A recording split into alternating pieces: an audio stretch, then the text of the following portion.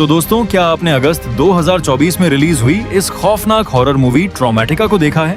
अगर नहीं देखा तो हॉरर फिल्मों का एक बहुत ही खतरनाक रोमांच आपने मिस कर दिया है। इस फिल्म की कहानी में रोंगटे खड़े कर देने वाला ऐसा ड्रामा है जो आपको शुरू से लेकर अंत तक स्क्रीन से बांधे रखेगा।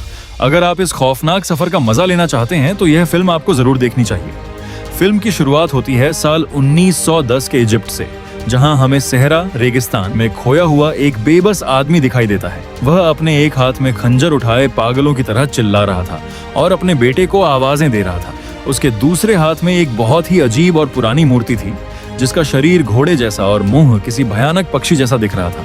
वह आदमी थककर वहीं रेत पर बैठ जाता है, लेकिन जैसे ही उसकी नजर उस मूर्ति पर दोबारा पड़ती है, उसे अचानक एक खौफनाक सच याद आता है। उसे याद आता है कि उसने अपने हाथों से ही अपने मासूम बेटे की जान ले ली थी। ऐसा नहीं था कि वह अपने बेटे से प्यार नहीं करता था, लेकिन उस मूर्ति के शैतानी असर ने उससे यह भयानक गुनाह करवा दिया था।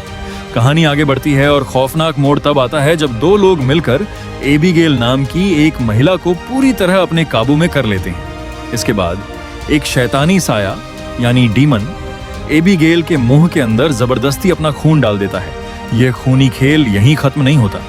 देखते ही देखते एबिगेल का इंसानी रूप खत्म हो जाता है और वह खुद एक बेहद डरावने मॉन्स्टर में बदल जाती है। सुबह होते ही वह उस घर को छोड़कर भाग निकलती है और एक पुराने सुनसान घर में आकर छिप जाती है। लेकिन असली डर तो तब शुरू होता है जब एबिगेल को महसूस होता है कि उसके पेट में कोई आम बच्चा नहीं, बल्कि उसी शैतान का बच्चा पल रहा है। वह अच्छी तरह जानती थी कि अगर यह शैतानी बच्चा इस दुनिया में आ गया तो हर तरफ तबाही मच जाएगी और सब कुछ बर्बाद हो जाएगा। इस खौफनाक अंजाम को रोकने के लिए वह एक लोहे का हैंगर उठाती है और अपने ही पेट से उस शैतानी बच्चे को बाहर निकालने का दिल दहला देने वाला फैसला करती है। इसके बाद कहानी में एंट्री होती है एलिस नाम की एक महिला की। एलिस को अपने खिड़की के बाहर एक छोटा बच्चा दिखाई देता है। वह उस बच्चे को मासूम समझकर उसके पास जाती है और उसे खाने के लिए चॉकलेट्स देती है। लेकिन जैसे ही एलिस उस बच्चे के और करीब पहुंचती है, उसका दिल दहल जाता है। वो बच्चा अचानक बड़ी तेजी से एक बड़े इंसान के आकार में बदलने लगता है।